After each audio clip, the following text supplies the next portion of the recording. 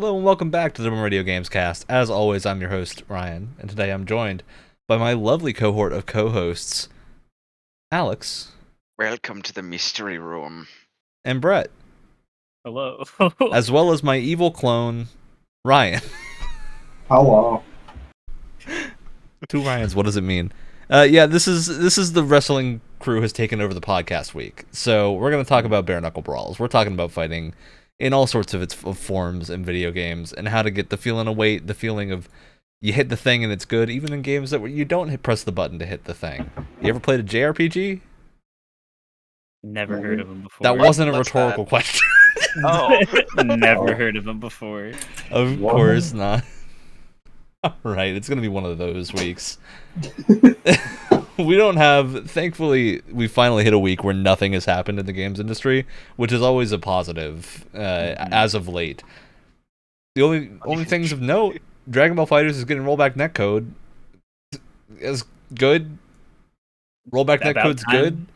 Not much else. We don't want to get in the specifics of rollback netcode here. It just rest assured that it is better than the other netcodes that people use. Mm-hmm. And so everything should use rollback, unless they find something better, which doesn't currently exist. So that's the gist of where we're at. Pokemon did a presentation. We saw some new Pokemon things. It looked like Pokemon. Yeah, it was Pokemon. What's the thing now with it? The legendaries show up early and you just ride them. You have everywhere? You ride them, and one of them is just like a big lizard with wheels that don't move, and then one of them is a big lizard with wheels that move. So it looks really silly when you're riding the big red one, because it has two giant wheels underneath that are just like part of its body and don't do anything, which is very strange to me. But I thought the other one looked really good. The motorcycle one looks very good because the wheels move, and so it looks like it has a function. One of them is very much a living organism, and the other is questionable technology. It's a Star Ocean enemy. Yes. That's what that one is. And I'm okay with that. Yeah, I think this looks fine. Yeah. Looks like Pokemon. It is really hard to judge, because Pokemon tends to appear simultaneously really well and really terribly. Well, you get that disclosure at the beginning of the trailer. It's like, this footage does not reflect gameplay quality, or is not from gameplay. So it's like, oh, the draw distance, it's going to be 5 feet. You never know. I think Fingers if crossed, this is indicative of how it runs on Switch, which in past Pokemon presentations, they have been pretty indicative of final performance, these look like they're running a lot better. That's a good thing. Yeah. Better than Sword and Shield. Yeah, Legends Arceus ran fine, but Legends Arceus had very little detail on the screen at most times. Yeah, so it ran fine because it looked like the early stages of a first grader's watercolor painting. Still better than Sword and Shield, though.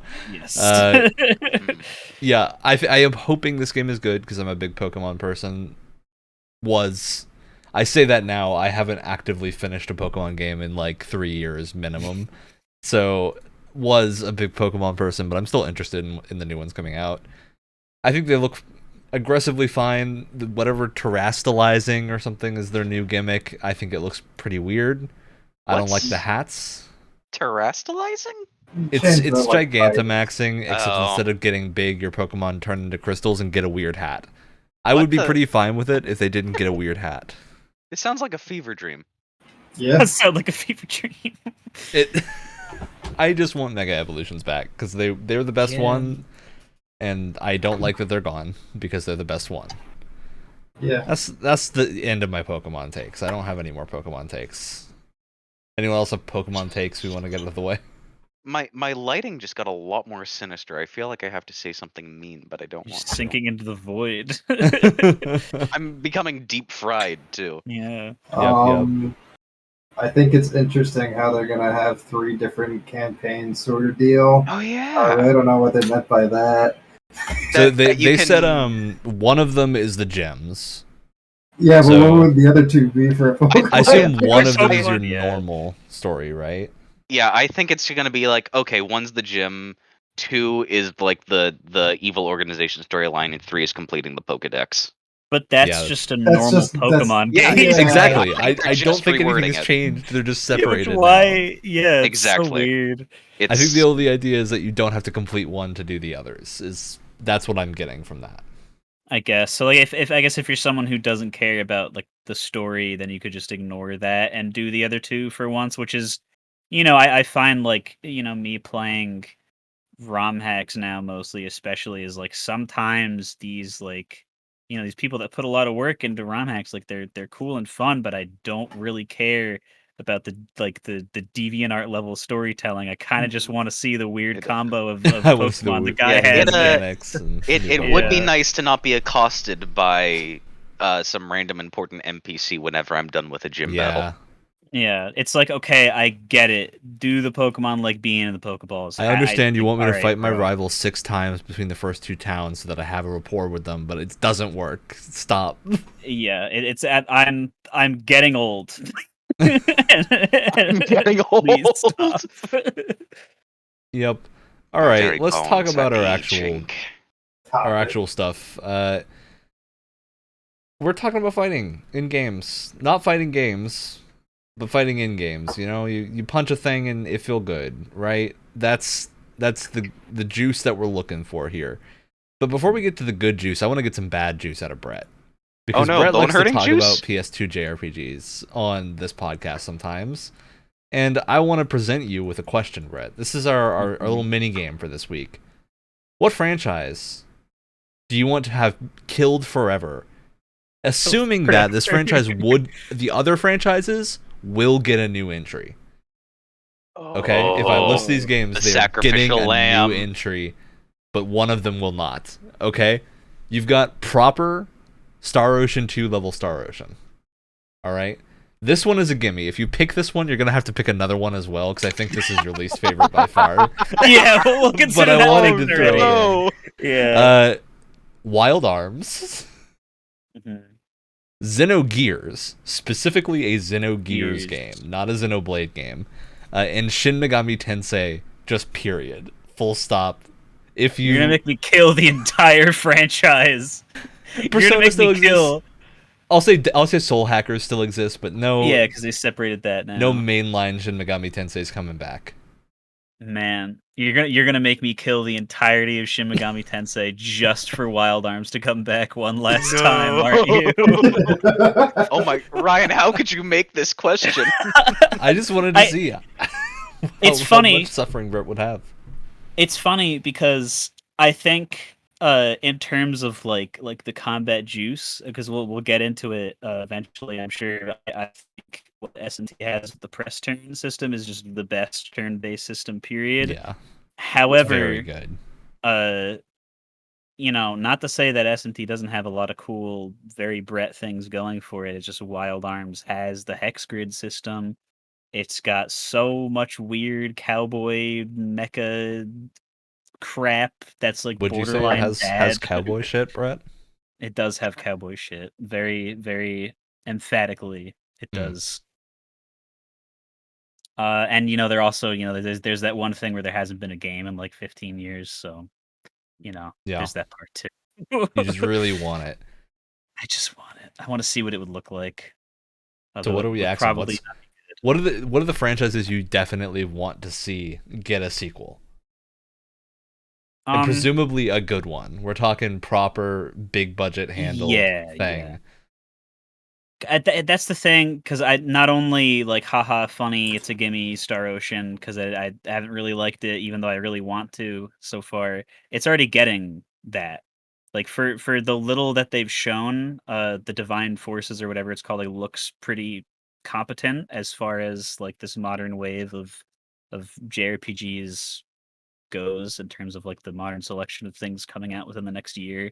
It looks Mhm. about on par with everything that isn't Final Fantasy 16. So that like just below top of the card. It doesn't look stuff. aggressively bad, as a Here's- lot Yeah. of JRPGs have a Here's habit. of Another doing. question. When you say a sequel that does well or continuing the franchise that does well, do you mean like it's like average popularity, the peak of the franchise's We're popularity? talking the peak of the franchise. Or- We're talking getting whoever the best directors this So- franchise had Mhm. back But and as doing the best as best it has thing. been, we're not talking, oh, this is bringing in a lot new people into the sphere, shooting past however popular It's been still a before. JRPG. It's still a niche JRPG. At this point, nothing you can do to Star Ocean will make it anywhere near as popular as some of the other things. the existence of Xenoblade alone, I think, has taken Star Ocean down about 10 notches. Yeah, because you pretty much you don't need Star Ocean in a world where Xenoblade is doing this well, at least like marketing wise, which is unfortunate because sci-fi is a cool setting for Yeah, I want more turn-based sci-fi.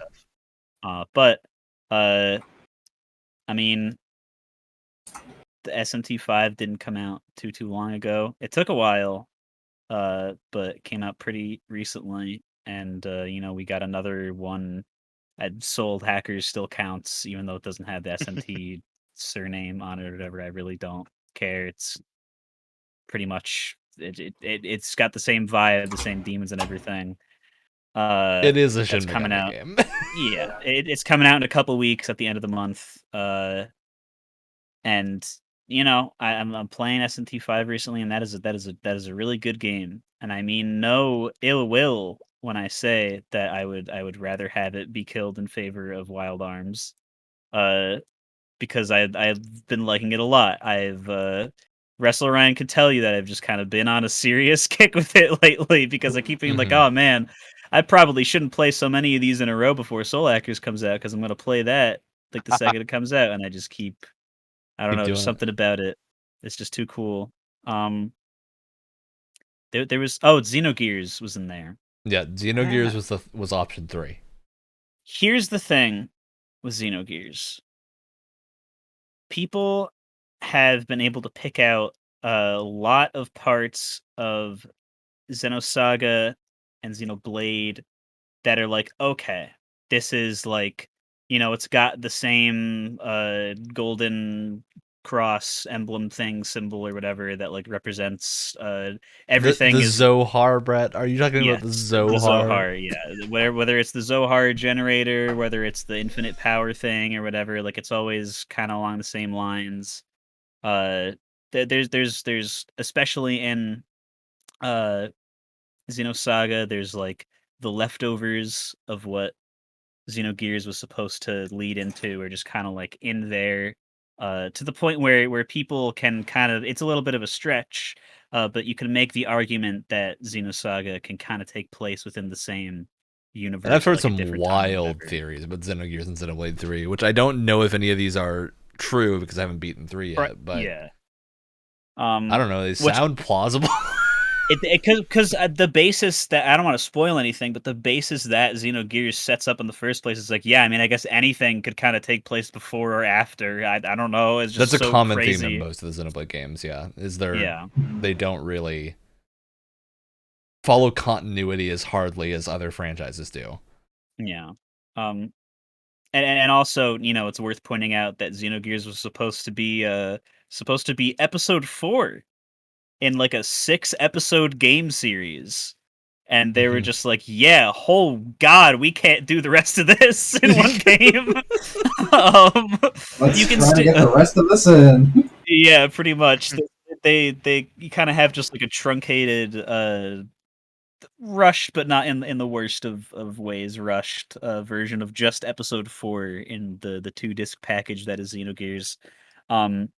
And that's where people can kind of like extrapolate the rest of like this bigger story that it's supposed to take place in.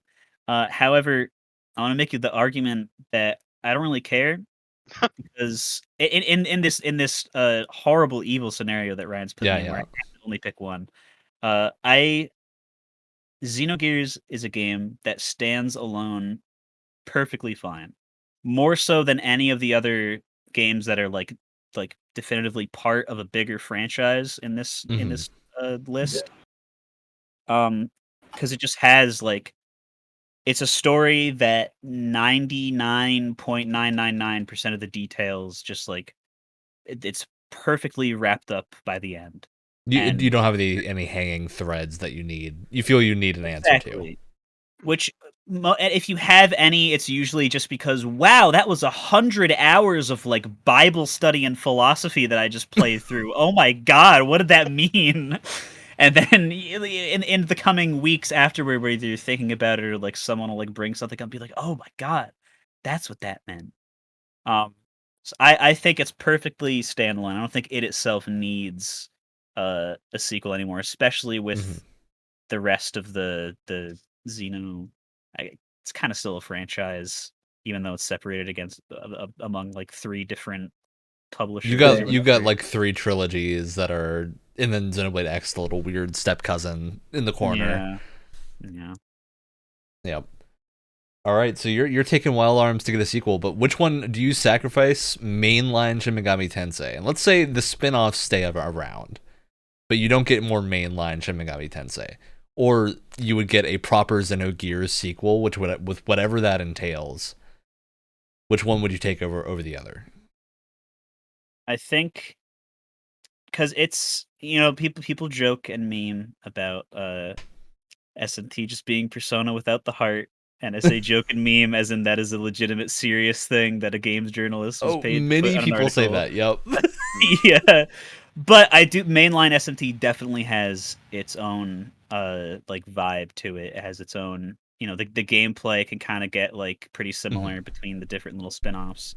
But like its own vibe is very unique. Not only it's very gameplay focused compared to a lot of other JRPGs. Yeah. Like whatever story segments are there, there's no like it still has like a school setting or whatever, for example, for 5.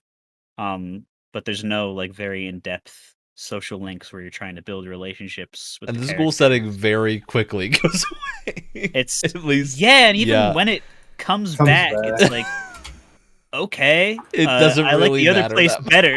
Yeah.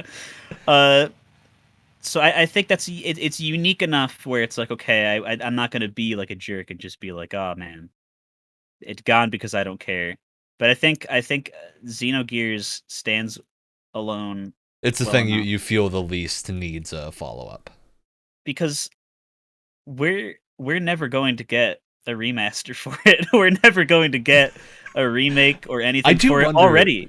I do wonder, Brett, this is a question I've been wanting to float by you. Do you think Xenoblade 3 has like shattered the sales records of the franchise?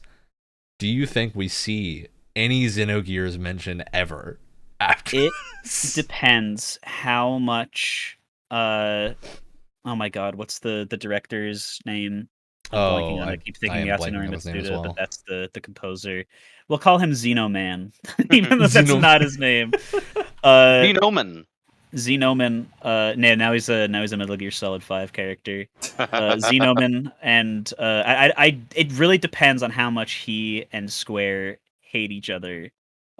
Because he was kind of one of the examples from the nightmare scenario that we've gotten closer and closer to in real life. Tetsuya Takahashi. Yeah.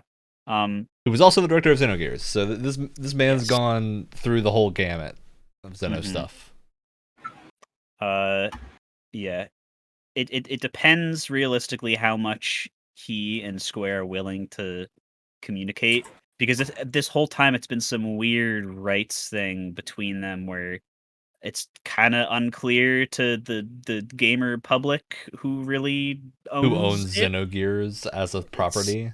Yeah, because all the games that he makes still have Xeno as the prefix, but then there's the whole weird story of like Xenoblade was originally going to be called something completely different, and they decided to name it Xeno. Yeah, they were going to name it Minato, but they named it Xeno because it was in honor of Takahashi's past work. Oh. It's weird. I choose to tell myself over and over again that it's never going to happen so that I don't get disappointed when it definitely never happens. And so that I can actually I will learn how to record this and keep it separately and post it on the channel if you want to for posterity's sake. Yeah. I will learn how to do and perform a backflip on camera if Xenogears gets a remaster announced. Right, you've just and actually comes out. Okay, criteria here. Are we talking remake or remaster? Literally even just a port onto you Steam. Are really I'm serious. Because I just don't think it's going to happen. Because it's such a weird, like, gray area. Have faith in the monolith, Brad. I guess so.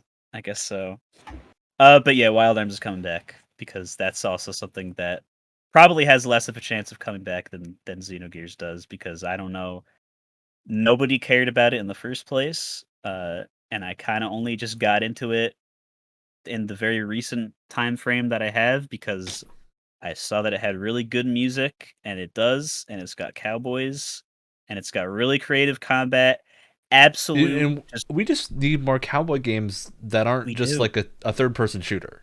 You know? That's you know, Red Dead 2 especially kind of just defined like, okay, you want to be a cowboy, you want the feeling of being a cowboy, from everything down to like the very cowboy minutia to like the big story.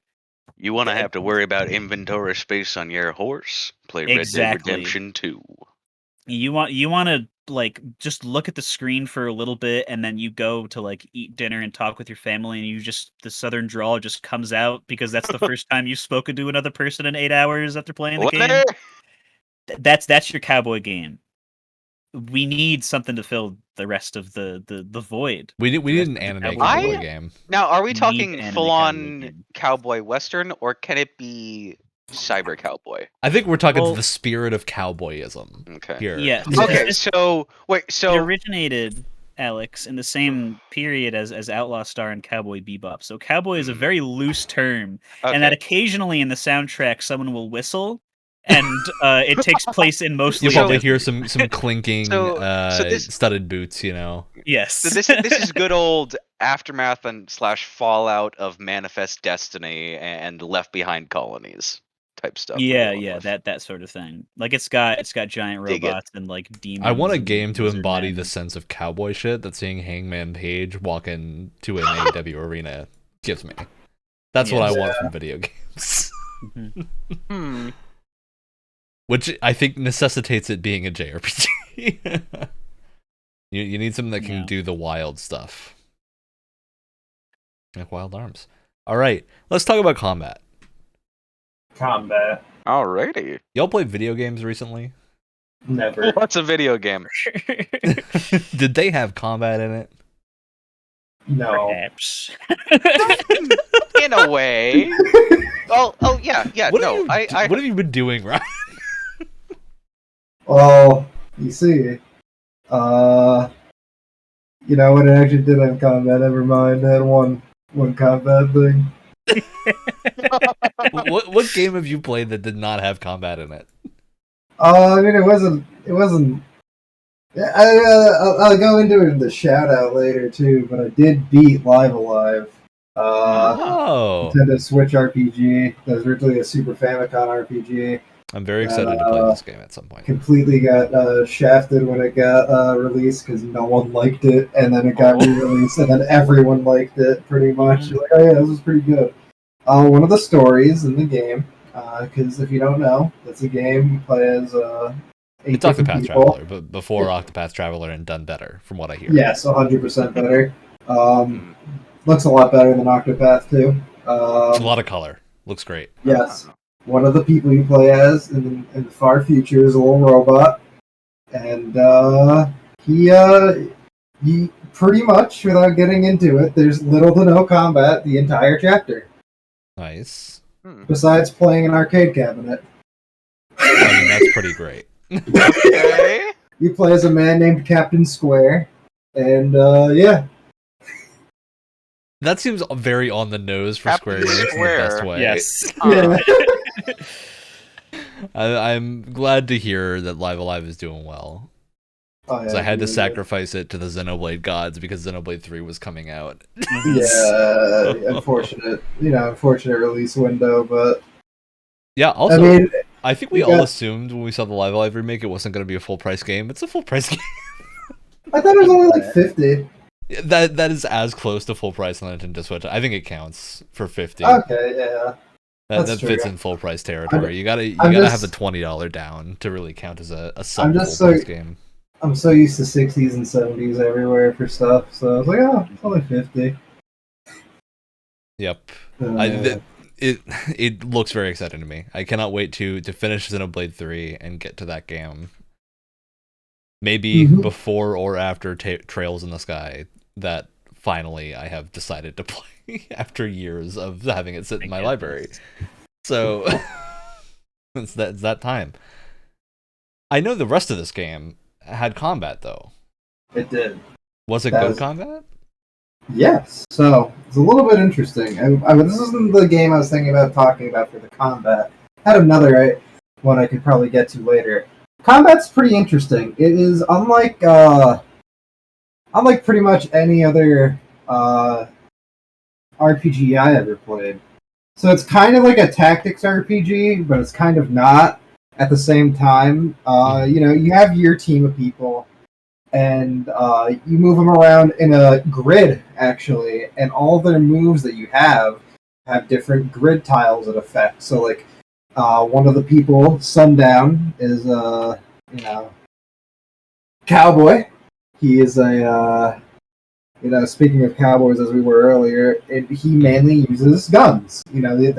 Obviously he's an old cowboy.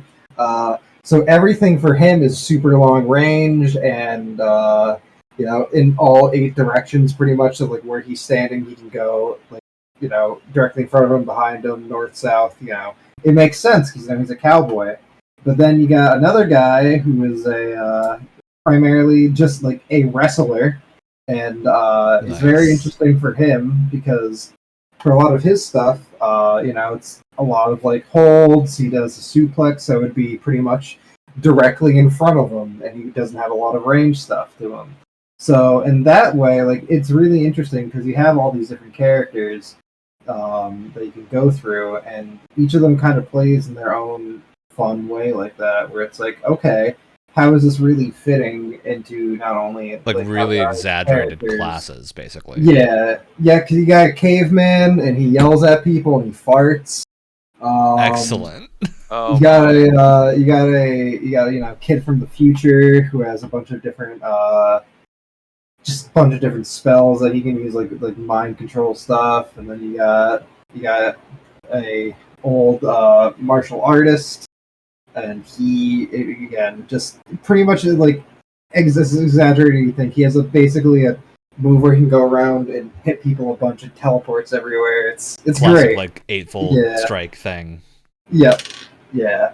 So not only does it like fit, like okay, yeah, that makes sense for like a caveman to have, but also like okay, yeah, he's a caveman. I don't expect him to be a master of ranged combat. Mm-hmm. So so having really distinct roles. Yeah, I think that's like something that because that's the thing is sometimes, especially within something like an RPG, you can have someone who's supposed to be a role, and then he's just like, oh yeah, no, but he can like do everything. You know what I mean? Like, and I feel like that's like a thing you can get into a lot of times. And like sometimes, like, oh, that's awesome, I don't have to do it, but like sometimes it really just like takes away. It's like, oh well, that would have been cool. I wanted to play as a blue mage because I wanted to use spells and the like fantasy of learning it stuff, but like if he can just kind of do whatever, it's like, well, that's lame.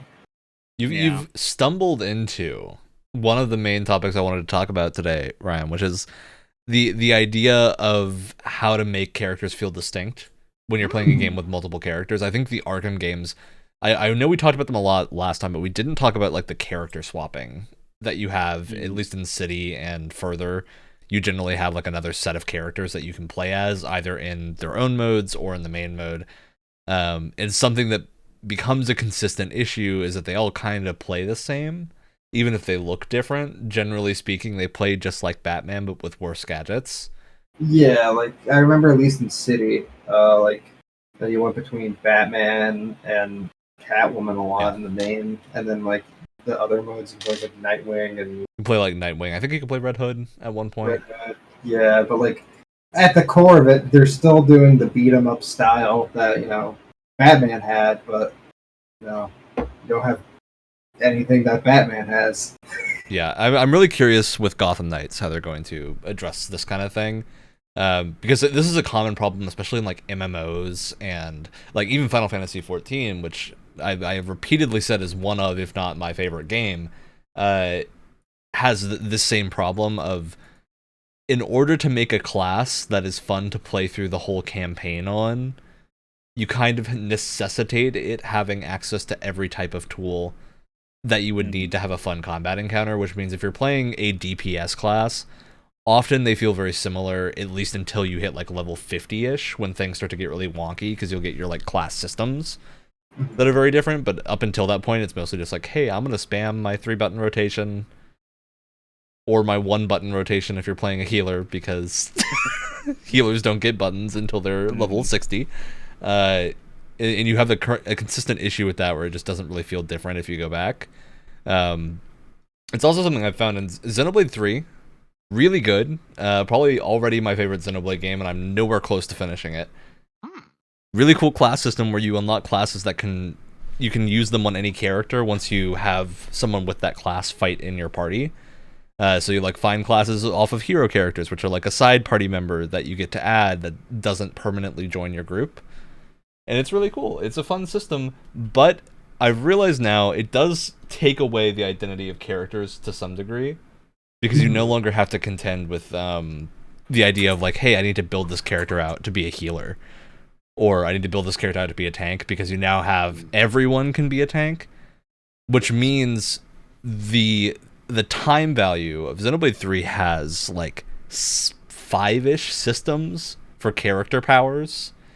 Leaning into it, you have your gems, which are like passive abilities that you pick 2 to 3 of that you want to have. You've got your accessories, which are more passive abilities that you pick 2 to 3 of to have.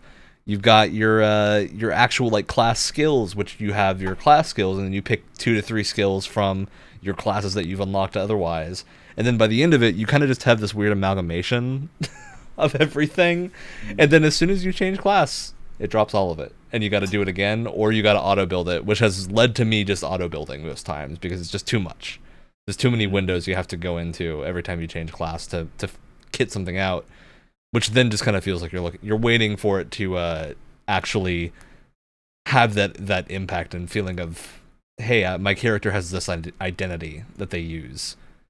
It doesn't really have that, which I don't know if I would consider that a weakness, because I think a lot of people will really like tinkering with this game, because there's tons to tinker with. But I do think it leads to some weird feelings in combat of, hey, if I want to play this game and I need to swap one of my main characters out so they can learn a class ability from a tank, but I don't like playing the tank, I'll just play a different character. Then functionally I'm playing the same character.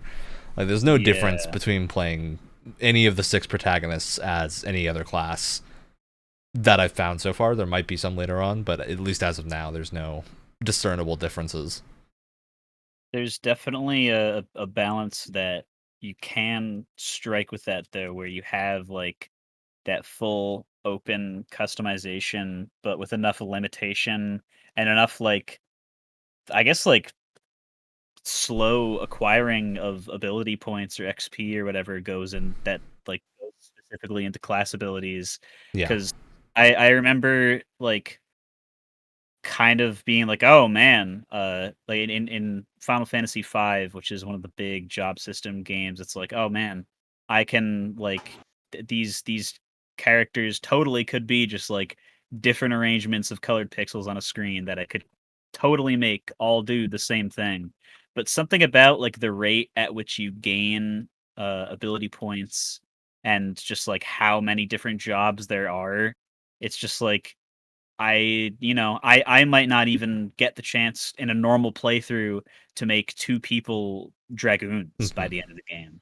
Oh. Like it's just that there's enough like different class variety, and I think they did the this isn't really combat, so it's kind of a tangent, but that they did the like shared abilities thing in such a way where it's like, okay, well, I could make my black mage character a dragoon or like a knight or whatever, but I mean that I don't remember exactly what abilities they have, so like I'm absolutely talking out of my ass right now, but like this other more magic related thing is just way more useful for their next class to be, and it's going to take a while for them to learn a class, so I don't know if I want to waste that time on if you want to do multiple.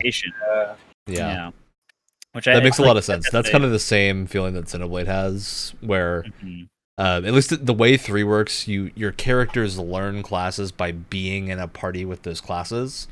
and they start out knowing like 2. So they'll know like one person from their team, and then as they fight together, you'll eventually have the whole main party will know everyone else's classes, which happens very quickly because they're fighting together constantly. And then you'll get like a side character with their own class that'll pop in, and then likely pop out later in the story whenever the story needs them for other things and they can't be in your party. But you'll be able to keep their gameplay as having that as an unlocked class for one of your characters, which you then need to play as. I think part of the reason I felt this way with the combat early on, because I'm still only about probably 12-ish hours into this game, maybe a little bit more. What's the purpose of being able to learn another character's class if we already have a character that has that class, though? Well, the idea is that you can change what everyone's roles are, because every class levels up on its own.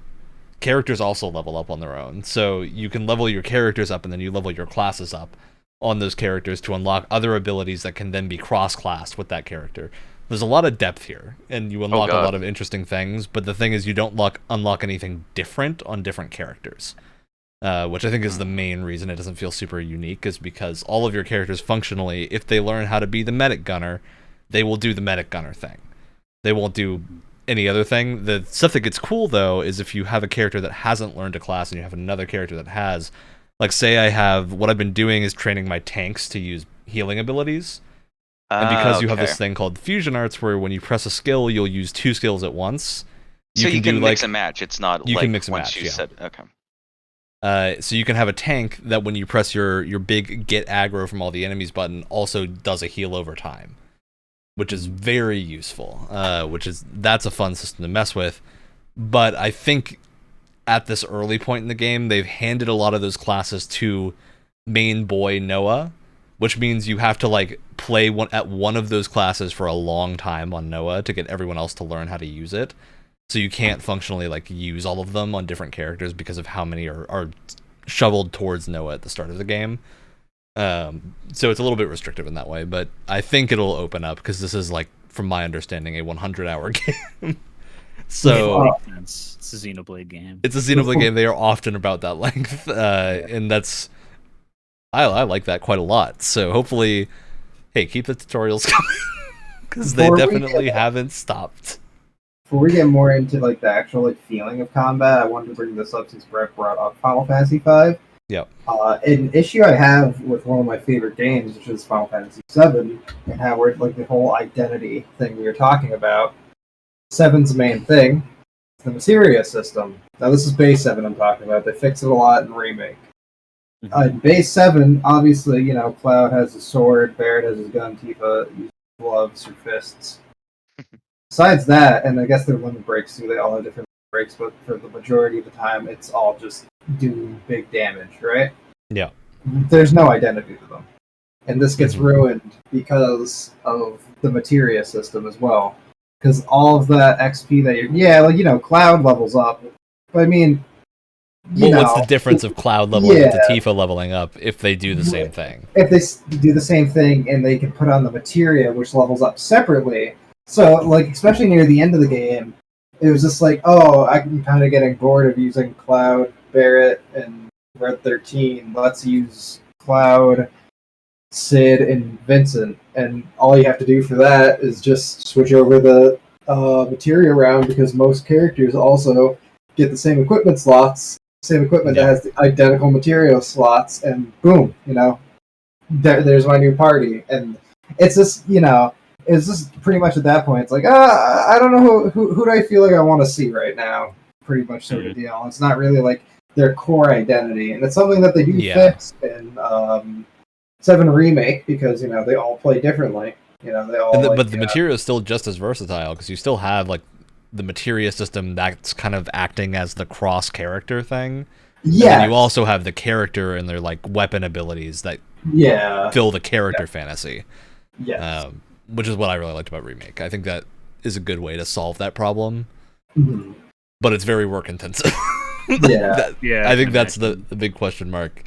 Because like Xenoblade 3 has 6 main party members, 1 other party member that you don't have to always have, but who is also 2 characters at once. And then you have what looks to be like 20 to 30 hero classes, which have entire like hour-long side quests for every one of them. Maybe multiple, because I see a little thing on the menu called Awakening Quest, and I don't know what that means, but that sounds like there's another one. You only have 10 years to live. You can't spend that much time. But they're all really good, and they're all... There was one, I got confused, because I thought I was doing the main quest. I just had wandered off and found, like, another quest to go unlock a hero, which I was doing for multiple hours, and I thought it was the main quest, because it had full voice acting and everything. No! Not everything have full voice acting in? Not everything. A lot of it does. There is a lot of voice acting in this game, but there's also a lot of scenes that aren't voice acted because there's a lot of text in this game to read. Yes. When you have 6 party members and they all have something to say about everything, you can't always voice act all of them. It's like a JRPG, yeah. Yeah, I was gonna say it's more voice acted than most JRPGs, but yeah, because there's a certain point where it's just like just give these people a break. You don't have to like. It's a good balance. I can hear that you're not giving your voice actors water. Mm-hmm. Yeah, it's a good balance at least a few hours in. There were definitely a few early scenes that weren't voice acted where you'd have like a really intense voice acted scene and suddenly the voice acting would cut out. And it would be like swapped to the text boxes, and that felt a little weird. But they've gotten past that now because I think what happened is they probably realized how much text they had in this game, and we're like, we gotta trim a little bit. Honestly, I think even the most serious games can be very much improved by if there's not going to be fully voice acted bits. Just swap in some Animal Crossing noises for the text boxes when they appear. Yeah. That's a good Animal Crossing noise. I hate how accurate that is. That's evil, especially with the void you're in right now. That is like borderline satanic. Oh no! He's gonna summon something. It's gonna be terrible. Yep. It's truly horrible. Yeah, I think. But what I wanted to get to with Xenoblade 3 is the feeling of combat in it. Because I think Xenoblade is a really interesting franchise to look at how combat feels, because it's like an auto attack, but you have abilities that require you to cancel animations to use correctly. So turn that into a game mechanic? Yeah, it's a full game mechanic. Oh, it's no. very important, at least in the more modern Xenoblade games. It's not hard to understand once you do it, but it is like telling someone how Xenoblade's combat works is a little wild. I've been horrified of animation canceling when I heard about that starting in Guilty Gear, and I don't play like side-scrolling fighting games like that. But my God, generally, that sounds intimidating. With fighting games, it's a little more restrictive because in Guilty Gear you have to Roman cancel to do an animation cancel, which requires pressing like a special button input and then preparing and buffering your other input at the same time, which is complicated because it's a fighting game. If you're talking about Xenoblade animation canceling, all it means is you just press the button while you're mid auto attack, and you'll cancel into the art. It's not very hard to do, but it makes a really cool noise when you do it, and you get like a little blue light on the screen that looks really good, and that makes your brain juice go, "Ooh, I did it!" Yeah, it makes the combat feel a lot more accurate active than it actually is, because it's like an auto attack based system. But the gist of how it works is your general goal is to build up to one of two things, which is either a chain attack, which is like your big crazy party-wide super attack where the enemy can do nothing and you do all the damage, or a combo. And a combo basically does one of two things in Xenoblade 3. They've complicated it even more now, where your combo can be either break, topple, launch, smash, which does big damage, or break, topple, daze, burst, which does a lot of status effect stuff. So you've got like two lines of thinking for your combat system, and you need to make sure like no one character ever has more than like two of these things, and you have to do them in order. So someone has to break the enemy, then someone has to topple the enemy, which means with 6 party members you're like shuffling around who has access to what, and then some of them, like at the point in the game I'm at, I don't have anyone with a launch or a smash outside of like a special ability that you don't get to use very often, or their Ouroboros form, which is the mechs they turn into, which then has the further... of course it's called the Ouroboros form, because it's rad. This sounds like writing code. It's incredibly fun.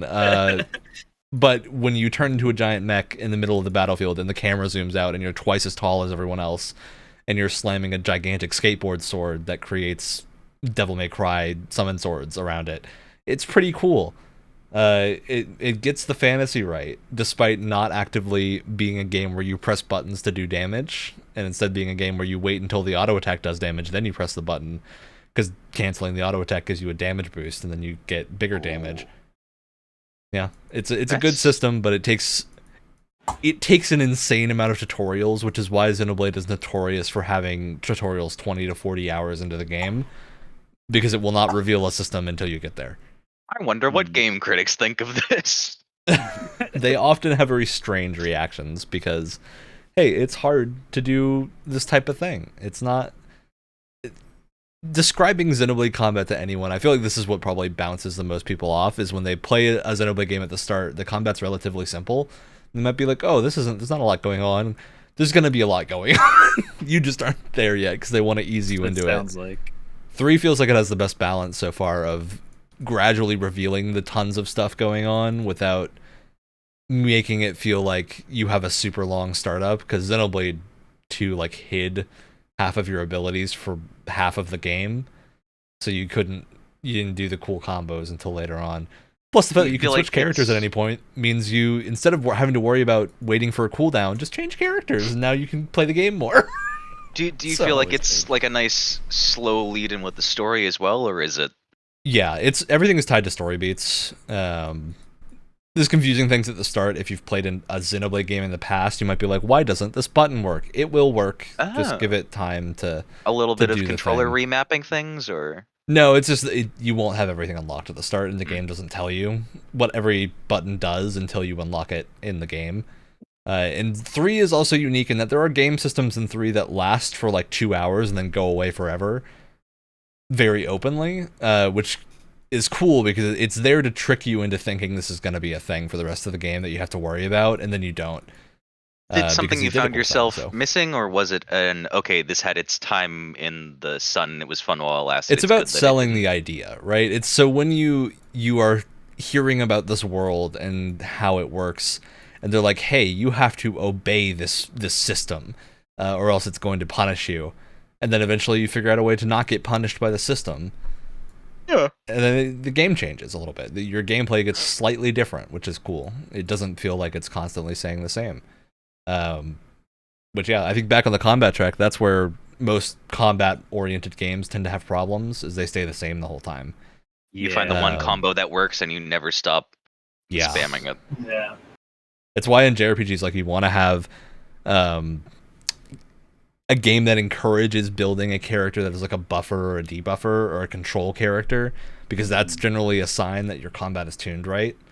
If that kind of character archetype is necessary, or not necessarily necessary, but is worthwhile over like a direct damage dealer, that's a good sign that your game is tuned well, because like most people are not going to willingly choose, hey, I could have this character be like a ninja and who uses swords, or I could have this character be like a time mage who just slows the enemy down.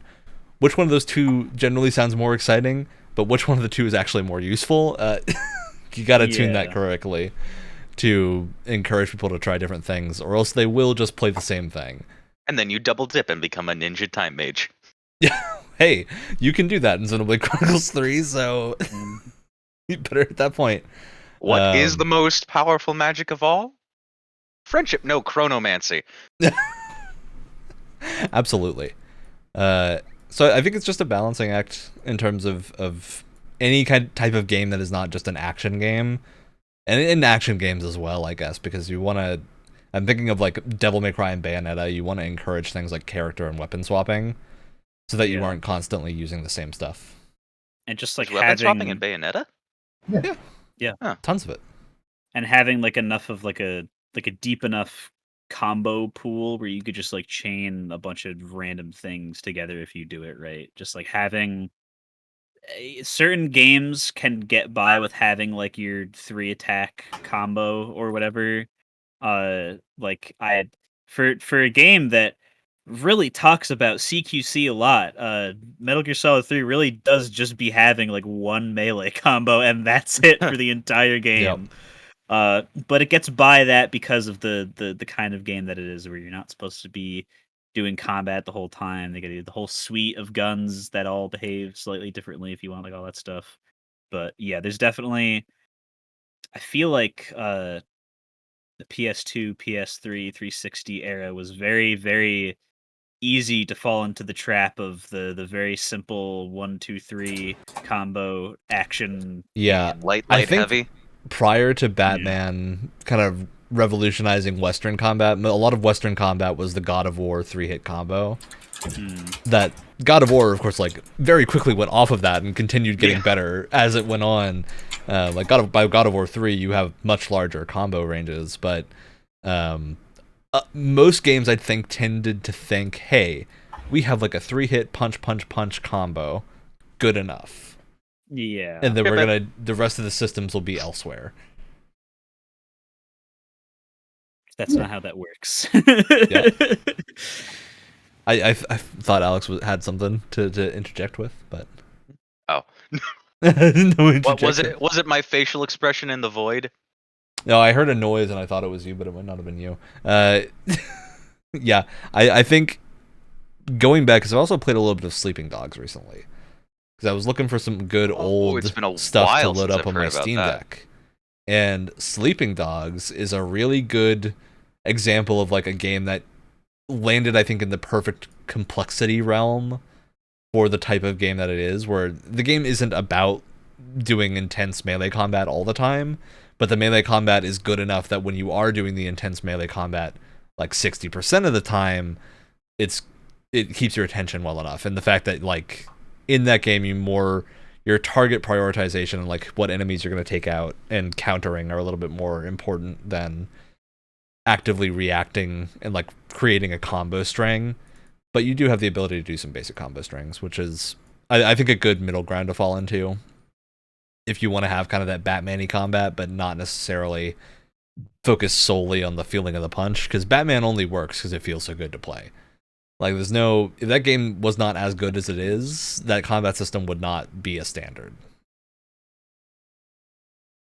I think it's a really interesting thing to look at with how, especially Western action games have progressed. I say that there aren't many Western action games anymore. We've got God of War coming. Yeah. I was gonna say, not that I can.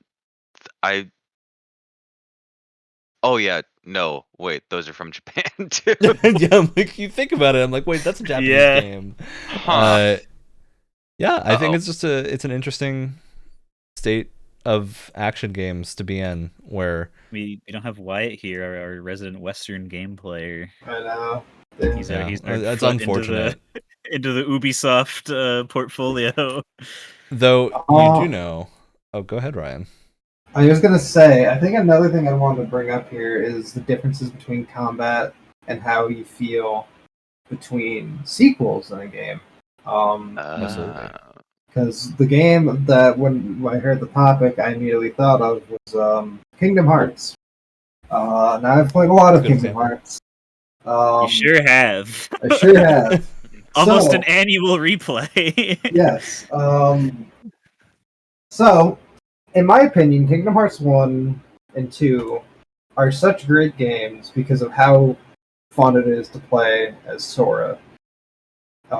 You're very, like, each time you swing the Keyblade, it feels like, there's like a weight behind it due to the animation, due to how the enemies react.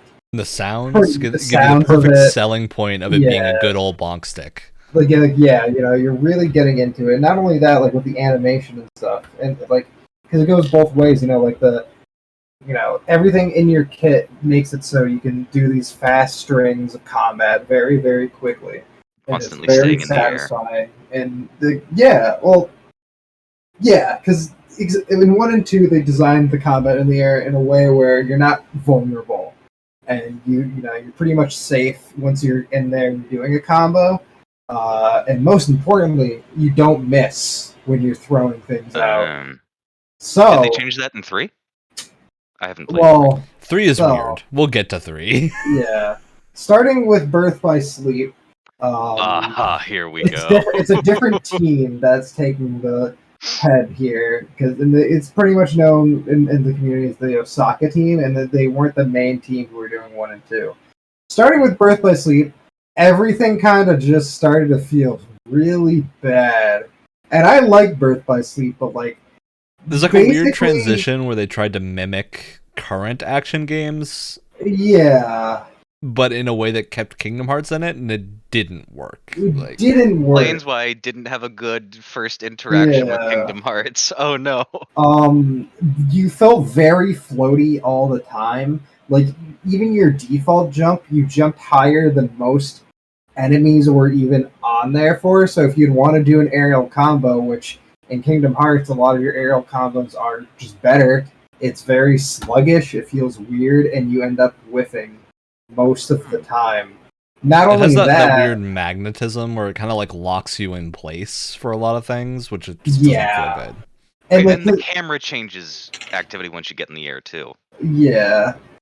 And the other thing is, in 1 and 2, there's a bunch of things you could try to do to cancel, like, your animations almost, to make you go faster. Like, you know, just like stopping an attack halfway through a combo is pretty fast, and you can go into something else, or like a magic spell. In Birth by Sleep, you can't really do that because of just how long all the animations are and how much like delay there is between everything. And that is something that went over to Dream Drop Distance as well. And then we get to 3. Well, I want to stick on Dream Drop Distance for a minute because the flow system. Okay. So flow in these games was basically the idea, the cool selling point. You're going to be able to run up a wall and then jump off of it and do a cool move, right? And you're going to do this all the time. You're going to like spin on a pole and do a cool move. Except they don't give the you an animation environment lag where you can do that. Every time you pull one of them off made it feel terrible. Terrible. Absolutely awful. So there's stuck in Tron world. But there's still like the best moves in the game, so you're constantly having to do these flow moves that are super unfun to do. Yeah, it's a real problem. Because the issue is, like, whenever you want to, there's this, they take forever to do something. Like, you hit the wall and you have to like watch us like it like it's not it like probably when you like see it like, oh, it's not that bad, but it's, you like, know, there's a animation descriptor that these time. guys will understand. You all remember when we played Raji? Yeah, I was thinking about that. And you would jump up a wall in Raji and do that. It felt slightly worse than Raji. Oh no. Yeah. Did you play 358 over 2? Did you get a similar thing with that? 358 over 2 is an interesting game overall. It's not done by the main team. Or Osaka? Or is it done by Osaka? I think it's still done by the Osaka team. But there's more under the hood with 358. Well, why that game feels so weird that I don't want to get into. Yeah. Because like don't even get us started on Chain of Memories. Hey, I have only played the spin-off Kingdom Hearts games. I've played Dream Drop Distance, Birth by Sleep, 358 over 2, and the weird mobile game tie-in that is shutting down Unchained Key, I think it's called. Or did it already shut down? I think it already shut down. Where they had its finale. Yeah. But anyways, and then we get to 3.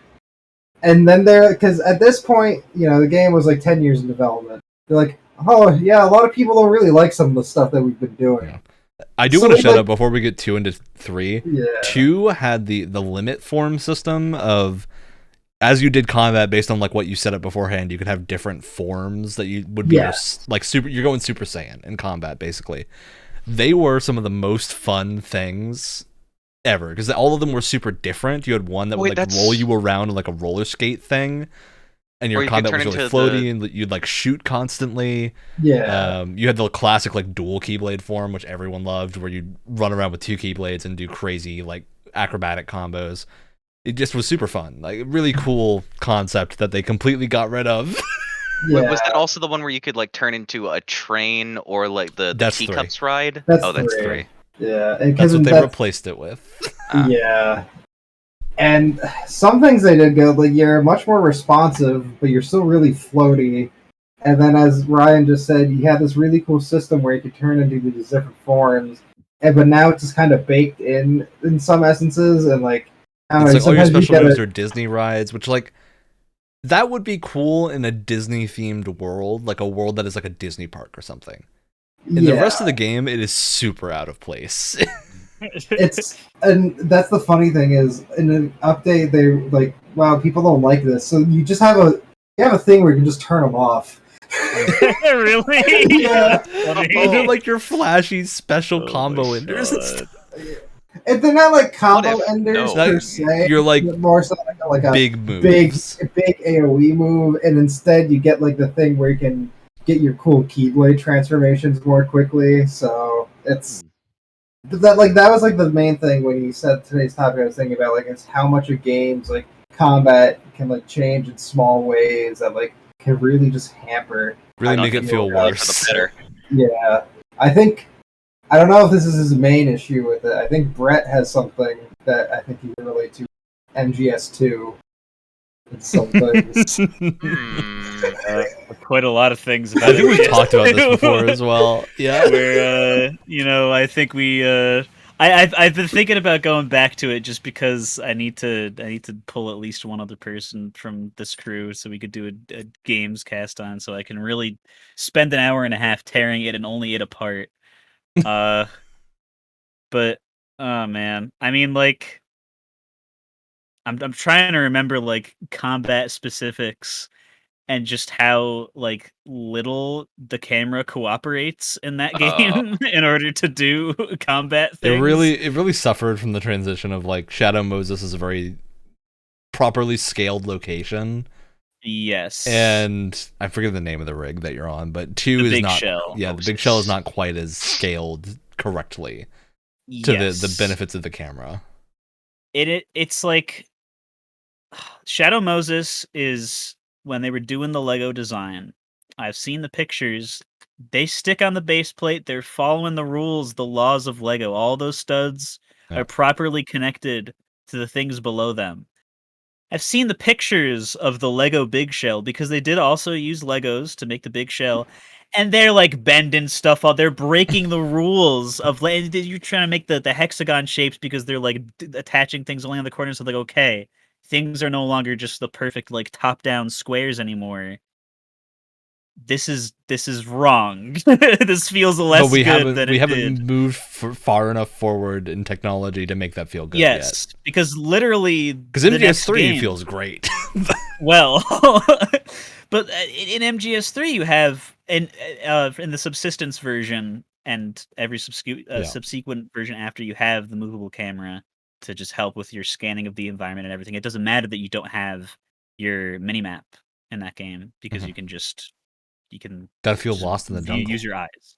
Exactly, yeah. And if things are hard to see, it's like, well, it's the jungle. Get better eyes. Exactly. Get better eyes. In MGS2,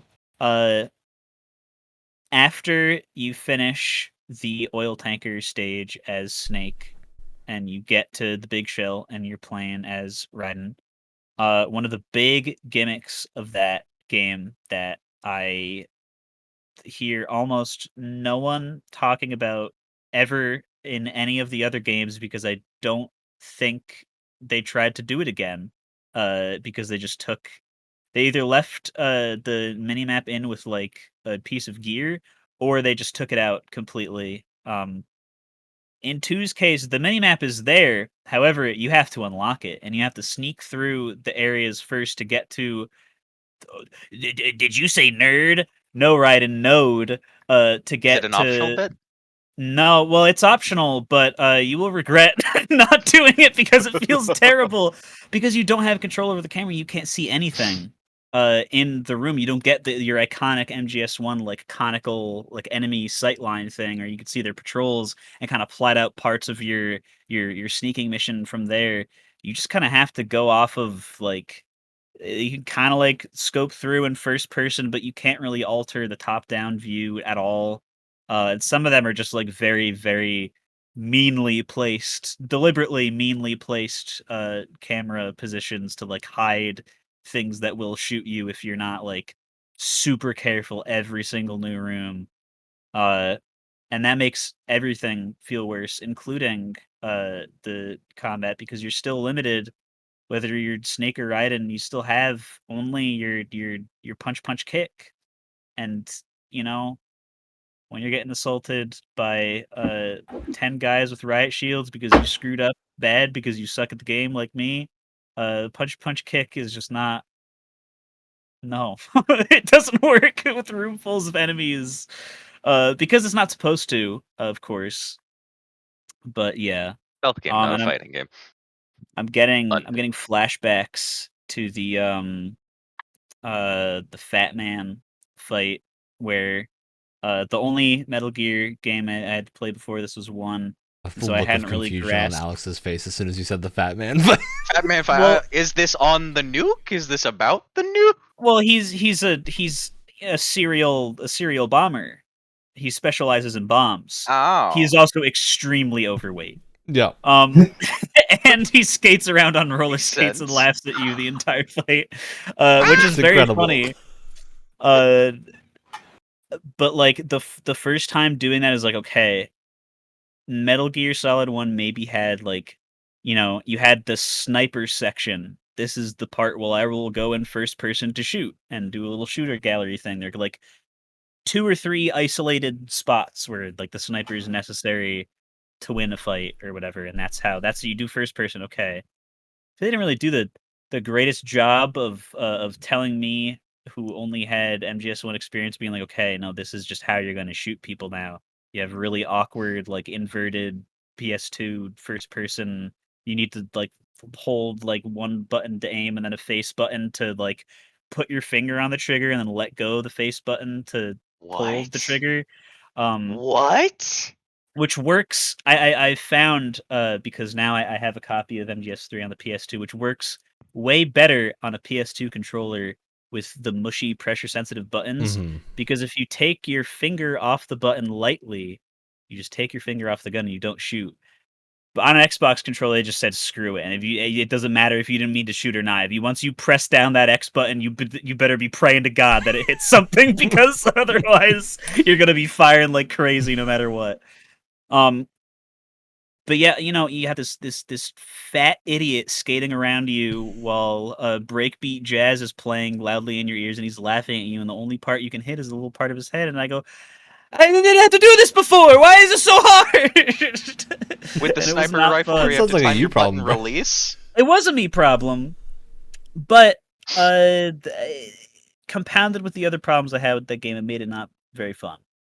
But yes, I'm remembering Fat Man specifically because it was a very funny time. and also Fat Man painful. was- It sounds like. And also painful, but I did beat him, and I think I stopped playing soon after that. You gotta play the rest there's of it on your my. PS2. I need to get a PS2 copy of it. Oh, had- there's your kicker. Well, I have a PS2 copy of Zone of the Enders. I was supposed to come with the demo for MGS2, which is the only reason that people bought Zone of the Enders in the first place. However, My the guy that God. sold it to me took that part of the disc and did not give it Oh. to me. It's like the Oh, little rest in insert where it peace. clips in, so I can't even do the tanker, which I'm pretty sure the demo is just the whole tanker segment, because you Yep. can beat it in like 5 minutes. Yep. There's my biannually MGS2 rant for this half of the year at least. hmm Doing I it also next wanted half. to bring up, while we were on the vein of sequels, this reminds me of Yakuza, because Yakuza is one of the few games where the combat system up until 7 was relatively similar in terms of being a beat-em-up inspired 3D game for a long time, but there's a very distinct moment where the combat changes, which is between Yakuza Kiwami 1, which is the remake of 1 in the engine that 0 was made in, and then Yakuza 6, which was the game that was made immediately after Kiwami 1 in a new engine. 6 feels very strange to play, because they went from the more arcadey feeling of, okay, you're hitting things, there's a little bit of physics, but for the most part you are hitting a thing and animations are playing and you're getting like money bursting out of them or something. And the way that they handled like combat feedback was very different. In 6, they handle combat feedback not by giving you the big particle explosions. There are still big particle explosions, but they are now physics-based. So you'll do certain moves and throw someone like 20 feet into a wall of bikes, and the bikes will all knock down, which sounds really cool. Sounds really fun. It is really fun for a lot of the game, but you have this weird uncanny valley with a lot of it, because suddenly the combat actually feels like it has less weight than the prior games. You can throw someone 20 feet. Because you can throw people so far, and it has this consistent problem with you'll do a combo and then you'll kick someone and they'll like fall limp and then slide along the ground away from you, and then you can't do like a follow up or anything. Is it also the thing where you're throwing them 20 feet, but it's not going the speed someone flying 23 feet would be going? Yeah, it's just a combination of weird things, and they have nailed the system down now to be a lot better. Because they used the system afterwards for Kiwami 2, at which point it got a little bit better and it was a lot closer to feeling very like a complete game. Because there was also the problem of 6 had a lot less content than Kiwami 1 and all the prior Yakuza games because it was a new engine. So they had to cut a lot of stuff. It has less mini games in most circumstances and is more combat focused, but it does have some really detailed mini games. It's got a really cool baseball game where you like manage a baseball team, and it's basically an entire baseball simulator inside of a Yakuza game. I think there was like a dating subplot associated with it, so it gets really weird. There's a dating subplot associated with the baseball management. I think so. I played this game a long time ago. It's weird. It's a very strange game. There's also a scene in that game where you throw a baby like a football. That's repeatedly what I for like Yakuza. 5 Good minutes. On them. So that game is very wild, and it's still very good. It just feels distinctly strange to play compared to the older games because you're jumping from engine to engine. But then they use this engine for Judgment, and Judgment hits the point where they're like, now we understand this gameplay, and you get the spin kicks that send someone flying, but because the way that I want to say his name's Yagami, and Judgment fights compared to Kiryu is very different, and he's a lot more acrobatic. So you get these crazy. It has a flow system, like literally the flow system, except it's good this time. Where you'll run up to a wall, you'll sprint up, and you'll be able to do a heat move, which then ricochets you around all the enemies, and you like rip one of their heads and like flip them all across each other. It's great. It's a wild looking move that's very fun, and you have lots of those types of things you can do because Yagami's very agile. And I've heard that Lost Judgment is even better. I haven't played Lost Judgment yet because I'm playing Yakuza 7. But yeah, it's a curious thing. And then you got, hey, we decided to make Yakuza turn-based. Yeah, which is crazy to me which still. Is wild and should not work as well as it does.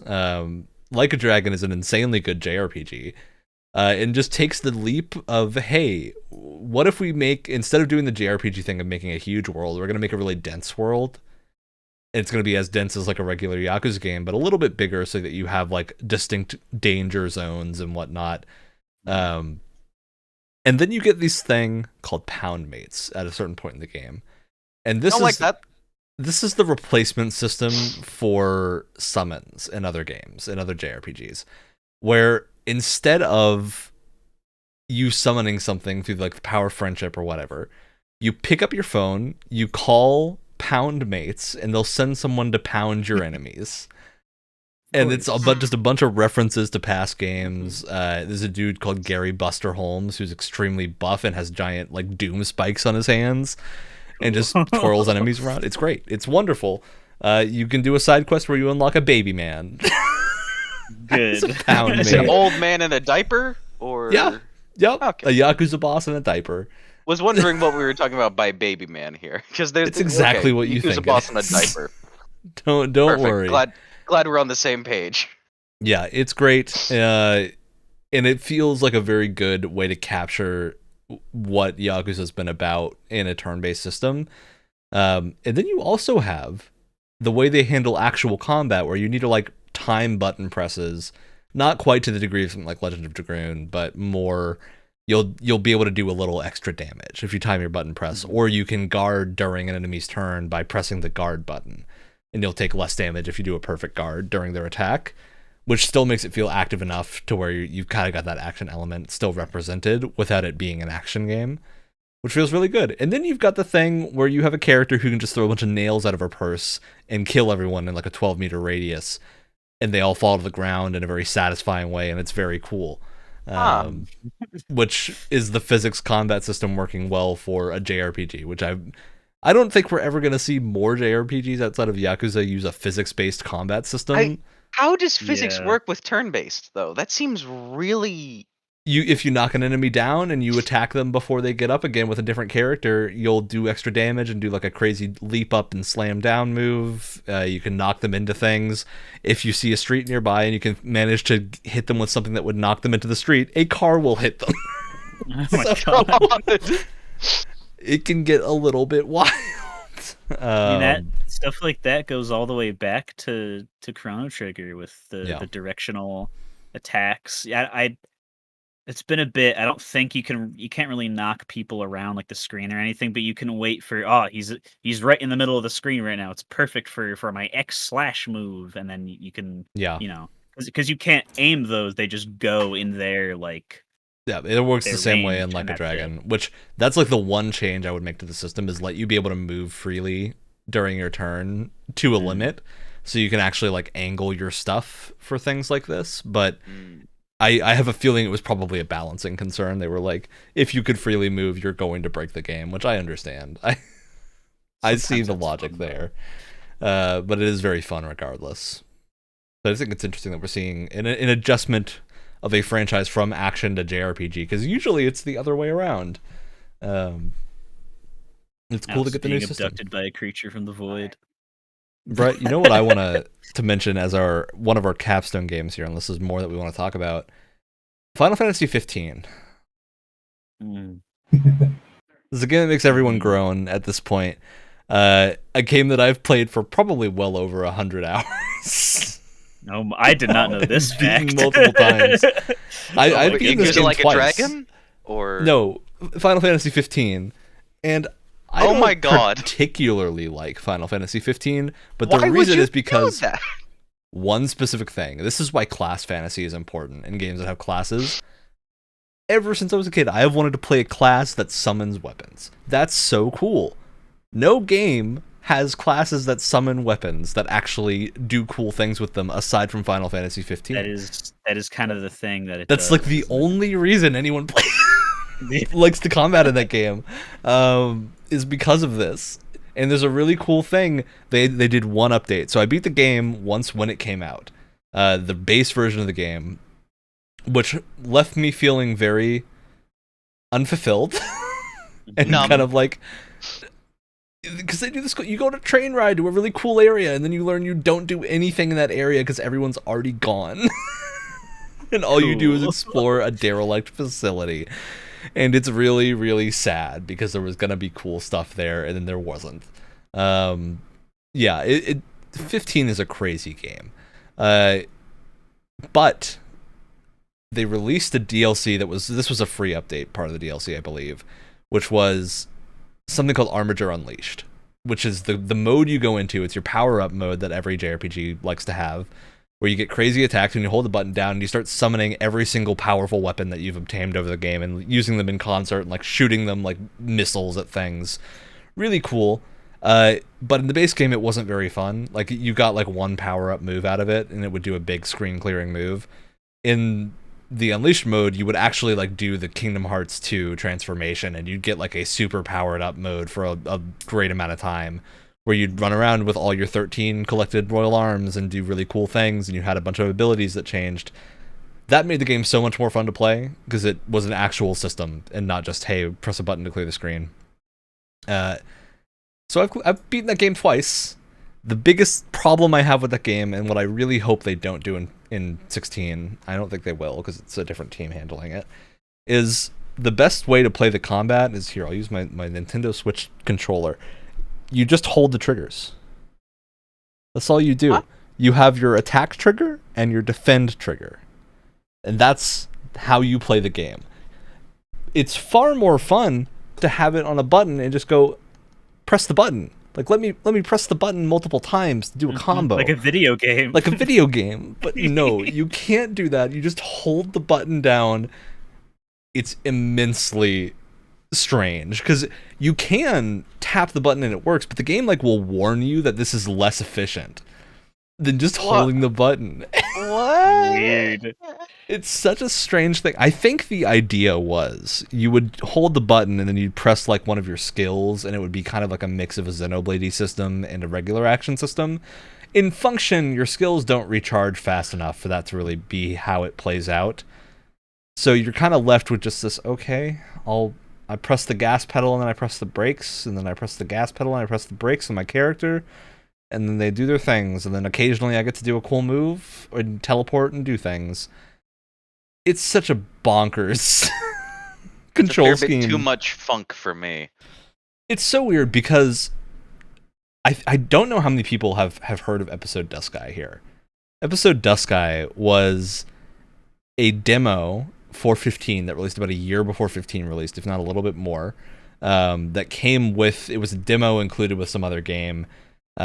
You played that, and you would, the way the combat that version worked, every one of your face buttons was a different attack, a different weapon. Oh, like so a you video bind game. like a video game. So you had like your Y button could Wow. be your spear attack, your X button could be your Crazy. axe attack, and you could then do morphing combos where you would move between the different weapons. It felt so good. It was such a cool system. They completely trashed it So sad. in the time between that and then.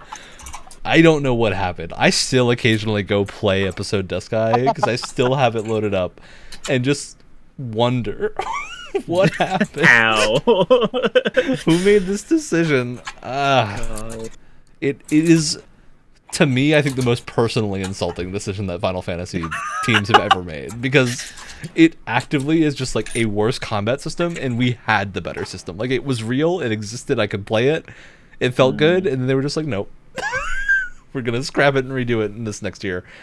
Forspoken, man, bonkers to that's me. your chance to bring it back. But I'm worried now. I think Forspoken is gonna have the same system. The whole As Why would 15. you ever think that? So Why would they have the hold down the button? Everyone hated Forspoken it. is in the same engine as 15, and I am actually excited for Forspoken. I'm with Wyatt on this, that I think this game looks fun, but I'm very concerned that the combat is going to be very shallow and not have the feeling that they want. It's going to feel clunky, is my biggest concern. Because they've shown a lot of gameplay of Forspoken that not a lot of people have seen, because they don't show it at the big events. They show it mostly at, they'll do like a side release of gameplay with an interview. And they've shown like how the system works. You have like a ring of abilities that you get to select for every element you have. And then you'll have like different classes of abilities that all have their own cooldowns and stuff. And it looks cool. It just looks cumbersome. That's my biggest concern. Is this looks like they keep touting how like flow heavy Forspoken is, but the system they've shown looks in concept very cool. I worry that it's going to be very cumbersome to use and not actually feel fluid. We'll see. It could feel good, but What I've gotten from what I've seen from Forspoken, I feel like the natural conclusion to how they've shown combat so far is going to end up in like the Kingdom Hearts sort of mid-air float combos. I doubt it. I actually think Forspoken looks a little bit more along the lines of a kind of that the weird physicsy gameplay base that Yakuza 6 was, and that's why I'm a little concerned. It's giving me Yakuza 6 vibes, which is simultaneously a compliment and an insult. So, yeah, I'm also just concerned that game is not going to run even on next-gen hardware or current-gen hardware now, because every time they've shown gameplay, it does not hold the frame rate. Because their particle effects are so crazy, and I think they just need to... They've shown them off at the level they're at now, so people are going to be disappointed when they tone it down. Yeah. Which is unavoidable, but I think they should have tuned it a little bit more to begin with to be in line with what people can expect. Yeah, because there's things you can do to get around that. Dragon's Dogma still has like the best looking magic in anything, and it's a 360 game. I want to be proven wrong. I want the game to be good. I don't want any Yeah. games to be bad. Yeah, it's just like some look There's more a little promising inkling than of others. concern. Yeah. That it's the I could be wrong here. I think the team handling Forspoken is the Luminous team, which is the team that did 15. 15. Yeah, it's the same. Whether or not the same people are involved, because I know a lot of the same creative directors and whatnot are not, because they're working on Final Fantasy VII Remake, which has turned out very well. So yeah, I think it just is a combinations of people. Yeah, a lot of the same people are not involved. So I think this is really going to be a big test as to how this new team works together. But the movement looks really good. The movement has always looked very solid. The last thing I wanted to bring up, unless I do have it on the list, but I'll let Go you go for it. first. I before this ends, we were talking about how we were gonna try to talk about games that weren't just active games, and here we are, only talking about active games. we did talk about JRPGs for 45 minutes. For It's a an little easier bit, thing to but talk about for fighting. I said I was going to, and now I have to before it ends. I need to sing the praises of the press turn combat system, because I think out of all the turn-based combat systems that exist, that I have touched at least, it is the one with the most juice, because it revolves around juice. And we're gonna get into how it works, because there's a million different ways I could explain this that would be very overcomplicated and completely incomprehensible. But basically, when you go into battle, let's say you have 4 party members. In the top right corner of the screen, you're gonna have 4 little symbols, glowing circles, whatever.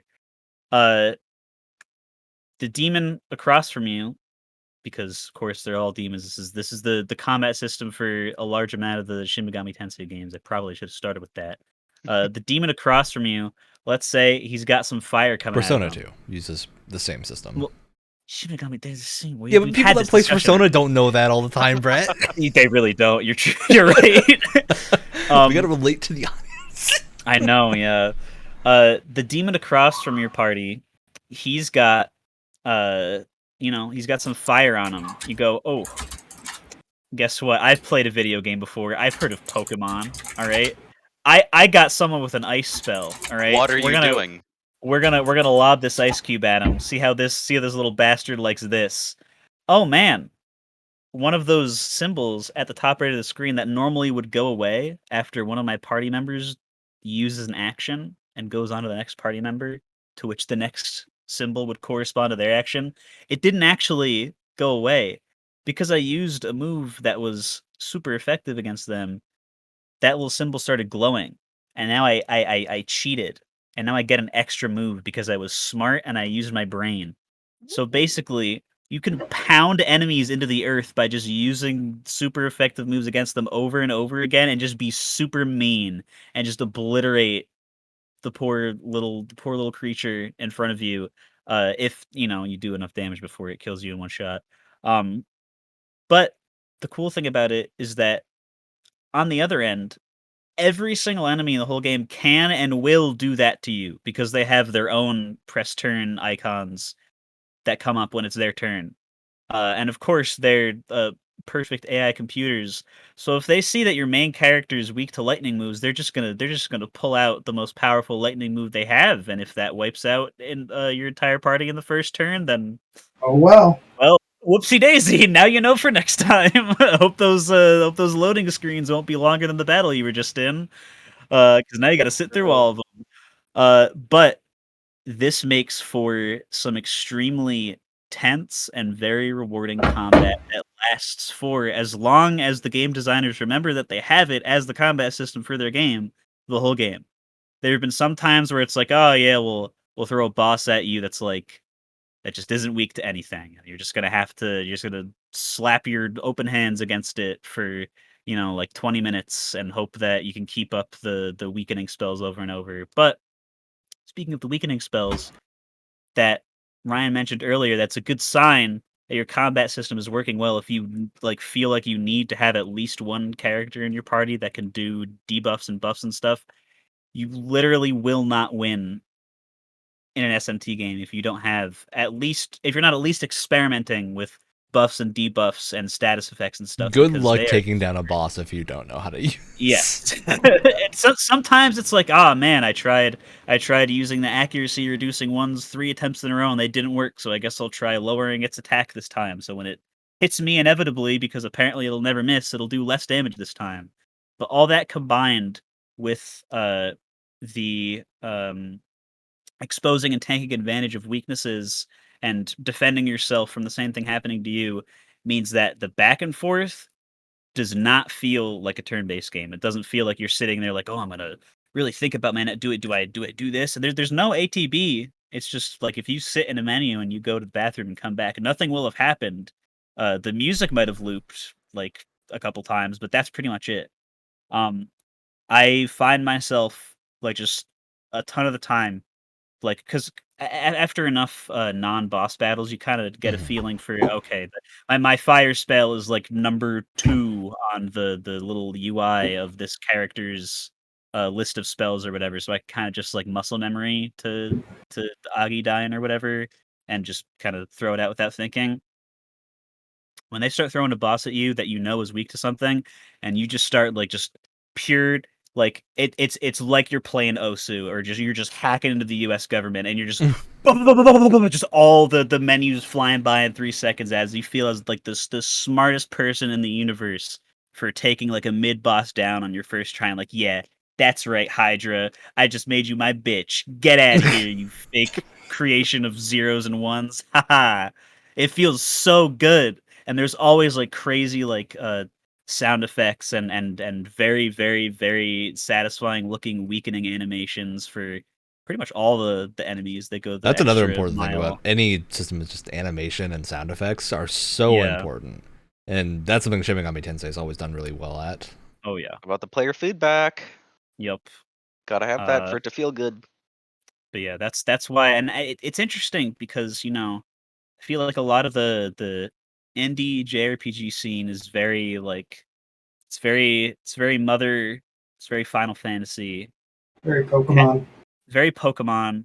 Where are all the press turn indie games, guys? I mean, there's like I can't even think of one, which I guess I should look harder, but like There definitely come are on. a few, but they're generally pretty low budget and very. It's there should be more. I want to see, we had recently our like weirdly. I'm trying to remember what that game was that it almost like it looks like a Xenoblade game, but it has the hex grid combat system of Wild Arms 5. Which how did that get adapted into a really nice indie game before the press turn did? Oh yeah, Edge of Eternity, I think it's called. Edge of Eternity, yeah. Which I need to don't play know more how because I it was remember pretty that fun. name. I'm glad you did though, because now I don't feel like a crazy person for remembering some random indie. But yeah, I don't know. Indie devs listening to me ramble all the time about how my opinions are more correct than everyone else's. You should make a press turn indie game. I will play it. I certainly will. You'll at least have one person who might buy You're your one game. valued customer. Mhm. Yes. Yep. Yeah, I think those are all really good points about turn-based combat because that's extremely hard to get right. And like that's why when people are griping on and on about the animations in a Pokemon game, this is why. Because they make Yes. such a big difference to making the game feel good. It's something Digimon solved a long time ago. Yeah. Like Digimon has had great animations the whole time, and you don't need like custom ones for every move. You just need like 2 really good looking animations per mon, and you're there. You got it. You're doing good. Whatever you do, just don't take the entire character model Yeah. and And either rotate it. rotate it on one axis or move it up and down on one. Yeah. Yep. And this is another thing Xenoblade 3 does that I think is really clever is you constantly have this disconnect in a lot of games because you'll put like a sword on your back and it'll float or something and just not Like clip sit through in your place. shoulder. Sci-fi games solve this problem. Just have it dematerialize. Mm. So Yeah, what of you now course. have is that loop works back into the combat system of when you learn class mastery abilities and get to use them later on, you don't have an issue of needing to do an animation for every different situation because it just materializes the right weapon in your hands as you do the animation, and this really cool like flaming sphere thing that like pops up and your weapon appears from it. It's a really cool effect, and it is completely seamless, and it doesn't mess with anything, and your character can swap between like 3 different weapons in the span of 10 seconds, and it doesn't matter because it looks really good. And that just is a cool looking thing. It's a lot of good visual feedback for doing the swapped class skills and whatnot. It's just a thing that works really well. And I think that's just like Pokemon. Yeah, I think Please. Pokemon specifically, I think a big reason that everyone kind of really jumped on it, I think a lot of people without thinking, because I know for a lot of people, you dare insult Pokemon in a way that I personally wouldn't. How could you? This is the greatest game series that I've played since I was a child. Pokemon doesn't really have a lot else going for it in the combat. It's literally like Yeah. the simplest it can possibly be. It's So a that JRPG with one character. Like, yeah, literally one, and the If you're occasional lucky, occasionally duo. two. Yeah, like the animations better look good. That's why everybody liked Pokemon games better visually when they were pixel art, because the pixel art for those games are beautiful. Pokemon Black and Those White is still one of the sprites. most like beautiful Oh, games I've fantastic. seen Yeah. ever. It looks so good. And constantly just like beautiful idle animations too. Always in Yeah. motion, Yeah. and it even Sitting there Mhm. motionless in 3D. Ah! It's sad because it's really like if you don't have, it doesn't have to be the most like satisfying animation in the world, but just like, I don't know, something. Surf fills up the entire screen with water and turns the guy blue on and off into seizure-inducing Yeah. like 10 frames. That's all I need. I Yeah. drowned him. He's dead. Like, that's what it feels like. Whirlpool, the guy gets dizzy and turns blue and starts shaking. Yeah, I think it's a really unfortunate circumstance that Pokemon put themselves into. And I will say, Legends Arceus did have really good animations for the majority of Pokemon in it.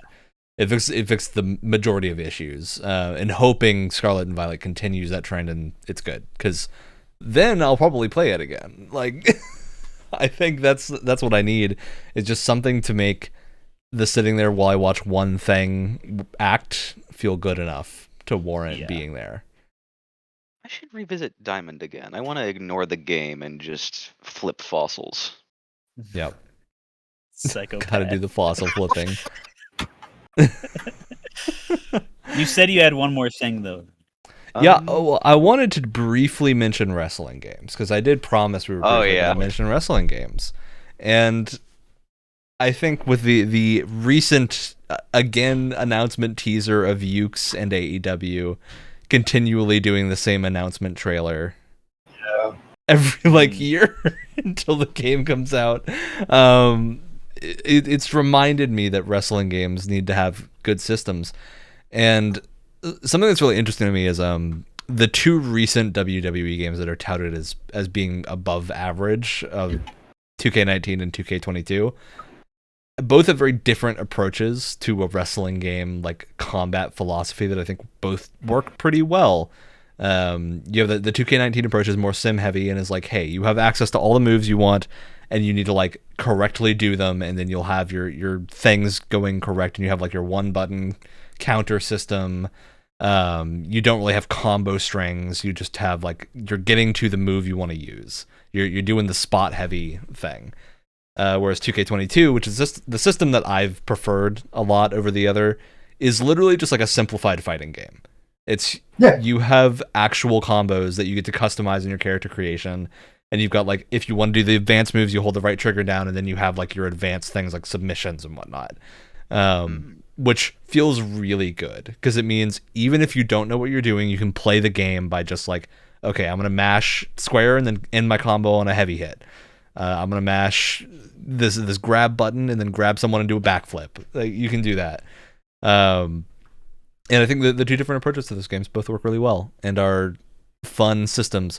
I'm also very excited to see what Ukes does, and hope that it is just as impactful as it has looked in some of the trailers, and not as lightweight as it has looked in other trailers that they've shown. So, yep, I just wanted to give a little shout out to wrestling games. I'm sure we'll talk about it more when the games inevitably come out. Hey, you can pre-order it now, and Excalibur won't shut up about it on the shows now. So I mean, it's got to be somewhere. I want to see an unbroken match. If I could see an unbroken match, I'm sold. I know I'm gonna get the game regardless, because I'm you know, I have to. I have to play Hangman Adam Page, but wrestling games lie in this wonderful this wonderful uncanny valley of pure ennui where it does not matter if they're actually good. It kind of just matters if they work enough.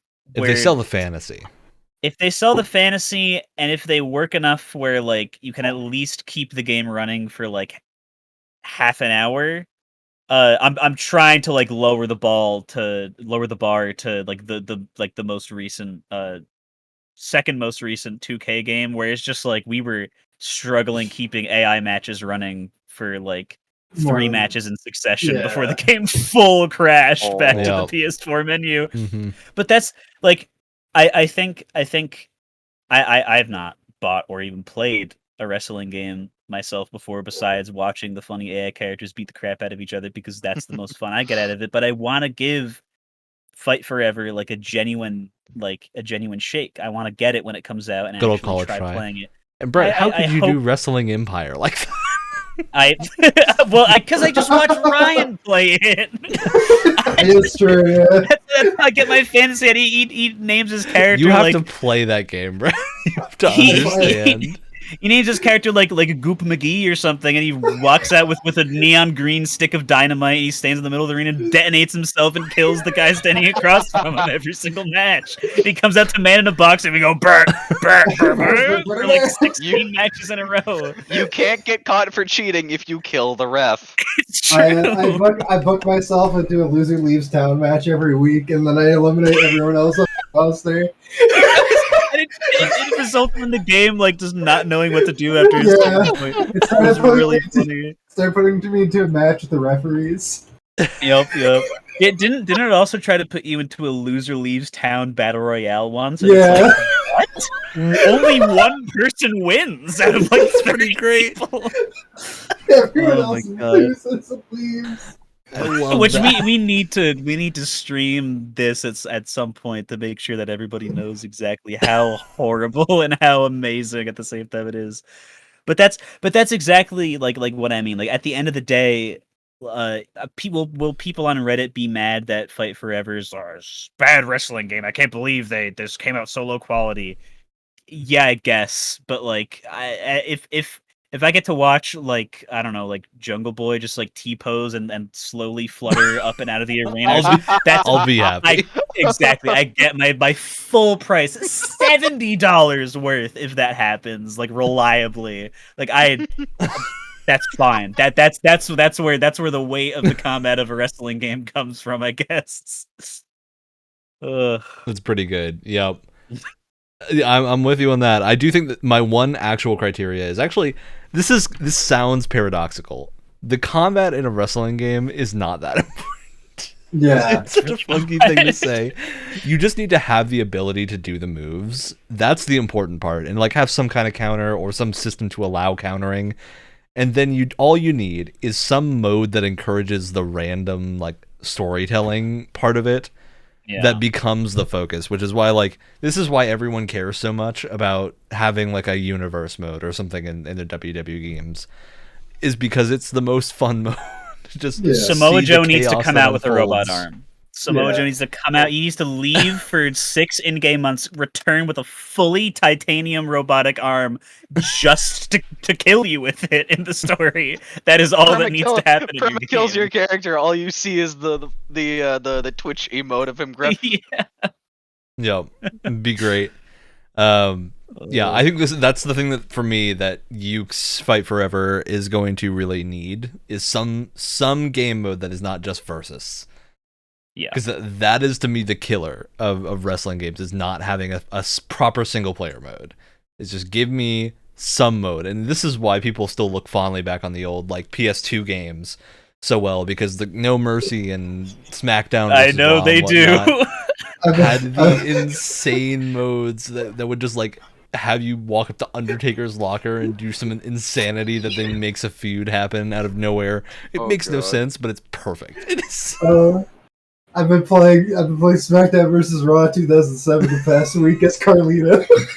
I cannot emphasize to you, Ryan, how much getting a fully voiced email from Rey Mysterio saying "What's up, dude?" in the sub is like it just completely brightens your day. Any problems you had is they're just completely erased.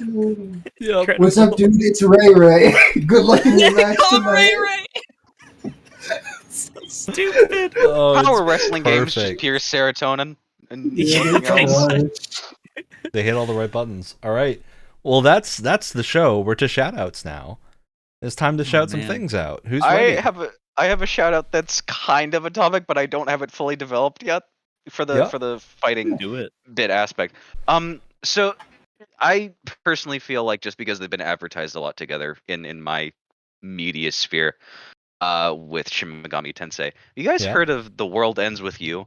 Oh, Oh absolutely. my god! That's one of my Alex, favorite games, Alex. Yeah.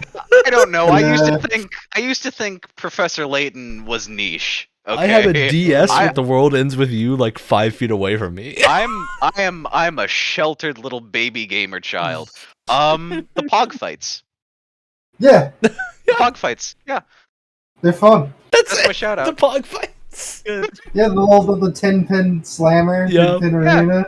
Yeah, Mhm. those are pretty fun. Yeah, air hockey Beyblades. I love it. I love that this is the whole shout. is the Pog fights.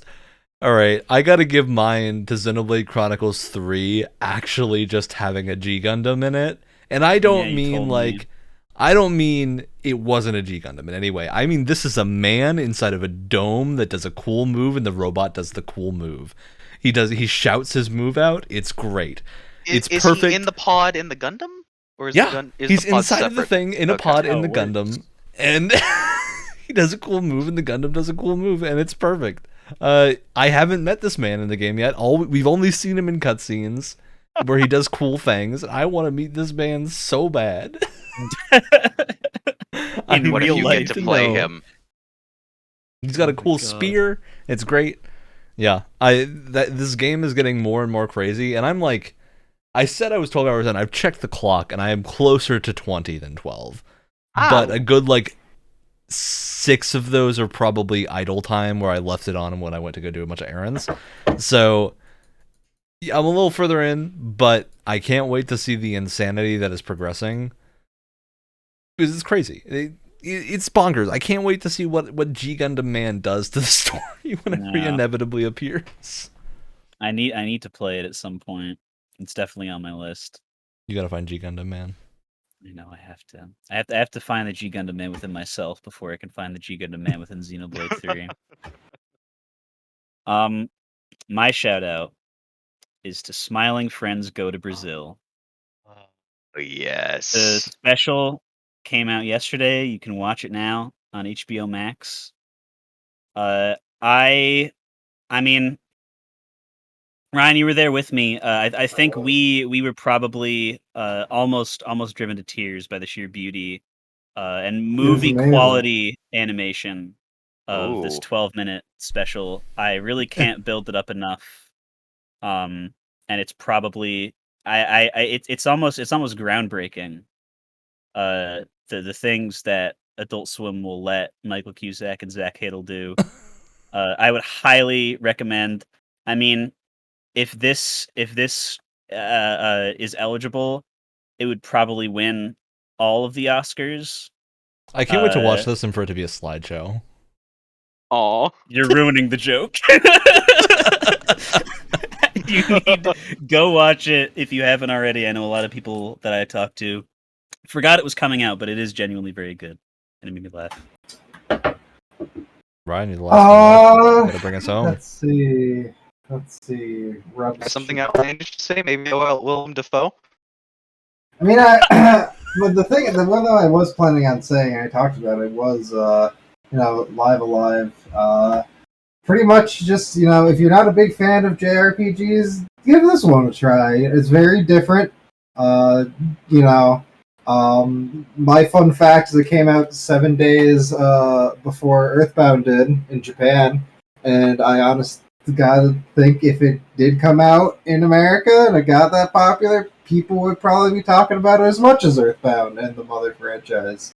Mm-hmm. So, go play Live Alive. It's very, very good and had some of the best, very replayable too. For a JRPG. It's not that long either. It's like maybe 20 hours. I'm excited. It's I a wanna lot of play stuff. this game. Nice. A lot of stuff jam packed into it, especially if you like Undertale and other Toby Fox adjacent things. You will find This is a where he lot got most the- of his ideas from. Yes, you can tell in a very good way. That was the Alex music Sinks. Oh, Yeah, Yes. viewers, please comment on whether or not you think I'm in the upside down or the sunken place. As Alex sinks into despair.